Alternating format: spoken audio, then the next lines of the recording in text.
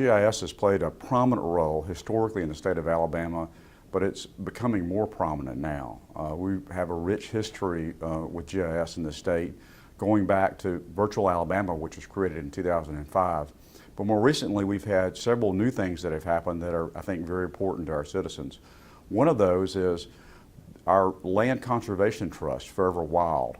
All of their parcels, along with public data, have been added to Conservation and Natural Resources website, and that's really a great thing for our citizens. And it's a really, important part of who Alabama is to have that land trust.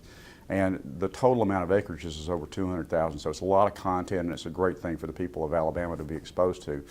Also, too, we have new initiatives at the Alabama Department for Economic and Community Affairs, both for water hydrology and both for employment. And then one of the new agencies that's starting to really get serious about GIS is our Transportation Division.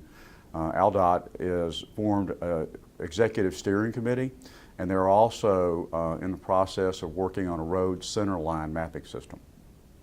And then, finally, probably the biggest initiative that we have going on right now is, this school system that we have that we call VAS3, which is a complete digitized version of all of our schools, K through 12 in Alabama.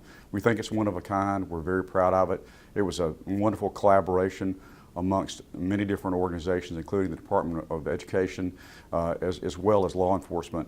And it is, I think, kind of the gold standard for that being done in the country right now. We're very proud of that. Also, too, one of the things that's happened is that, Virtual Alabama continues to be adopted by many different organizations. We have 5,000 different organizations that are using Virtual Alabama now, and we have just slightly less than 39,000 users, and we're very proud of that as well.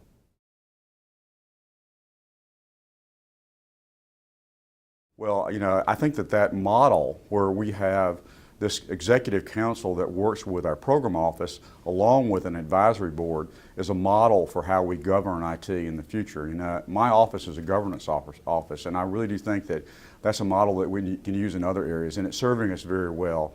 They've accomplished so much since we went to this organizational model based on an executive order signed by Robert Bentley in the spring of 2011.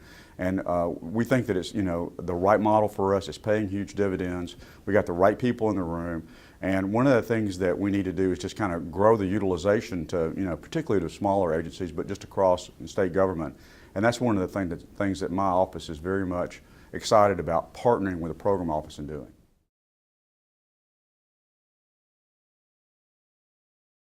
We think we've saved hundreds of thousands of dollars in licensing fees and other software costs.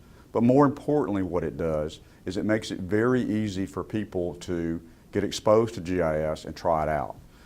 We think that GIS is applicable for most of state government, and really we're just touching the tip of the iceberg now, and that we have a tremendous amount of opportunity ahead of us.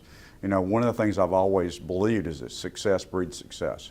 And we continue to invest heavily and work to have Alabama's GIS solutions be the most complete in the United States.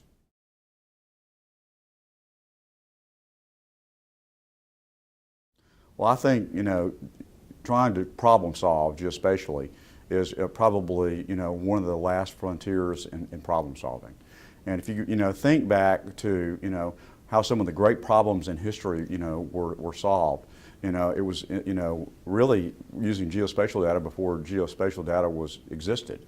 And, I think that is, a very important tool for us to use and will help us better serve our constituents by being able to have this geospatial component, and also, making sure that we manage our data in a way that's consistent with us always being able to look at it in some kind of topographic manner.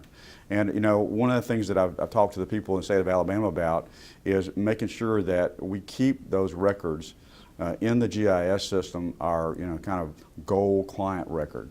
And that we are always able to use that and share that data with other systems, but it always stays in the GIS system. And that's part of a lesson that I learned when I worked in industry.